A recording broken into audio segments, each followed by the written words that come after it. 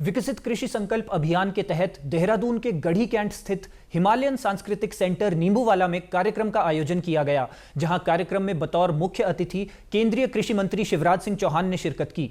इस दौरान कृषि वैज्ञानिकों ने किसानों की समस्याओं को सुनने के साथ ही उन्हें नवीनतम कृषि तकनीक से जुड़े अहम सुझाव भी दिए।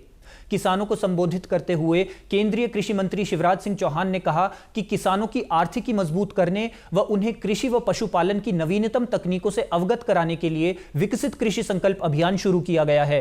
29 मई से 12 जून तक आयोजित होने वाले इन कार्यक्रमों में 1.5 करोड़ किसानों से सीधा संवाद किया जाएगा।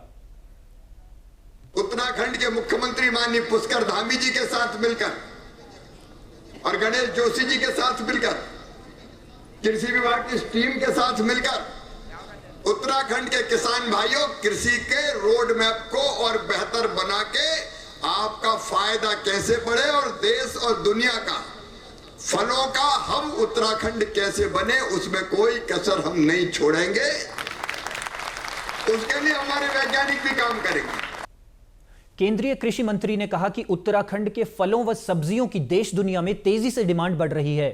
उन्होंने उत्तराखंड के फल काफल सहित तमाम फलों का जिक्र करते हुए इन्हें स्वास्थ्य के लिए लाभप्रद बताया व इसके संरक्षण पर जोर देने की बात कही। केंद्रीय कृषि मंत्री ने कहा, उत्तराखंड के मोटे अनाजों की देश दुनिया में डिमांड बढ़ रही है। उनका परिवार खुद मंडुआ यानी कोदे का उपयोग करता है। यह स्वास्थ्य के लिए बहुत लाभदायक है। उन्होंने किसानों से अपील करते हुए नवीनतम तकनीकों को अपनाने के लिए कहा। धीरे धीरे करके हम खेती सुरक्षित करें। और एक बात और, ये पहाड़ों में चमत्कार है।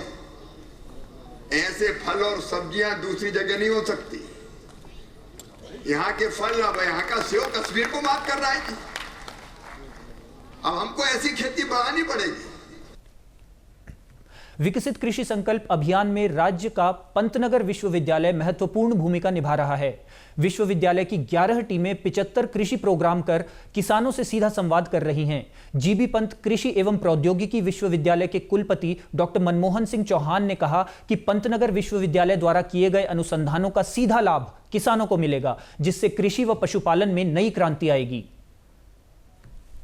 भारत सरकार के द्वारा और उत्तराखंड सरकार के द्वारा लगातार किसानों के लिए जो भी कार्यक्रम हो रहे हैं, आप सभी जानते हैं, उससे अवगत है। विशेष तौर में 29 तारीख से लेकर 12 तारीख तक जो ये 15 दिन का अभियान है, जिसमें विकसित जो है खेती जो अनुसंधान संस्थान हैं या हम लोग हैं पंतनगर कृषि विश्वविद्यालय के, जो भी हम लोगों ने अनुसंधान किए हैं वो किसानों तक पहुँचाना है।